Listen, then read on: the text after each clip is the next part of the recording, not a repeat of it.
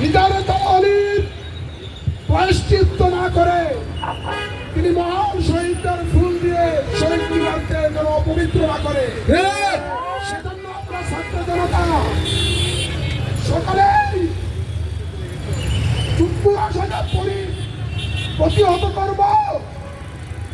ছাত্র জনতাকে আমরা দাবি জানাবো, আপনারা আওয়ামী লীগ নিষিদ্ধের জন্য রাজুভাস্করকে সমাবেত হন।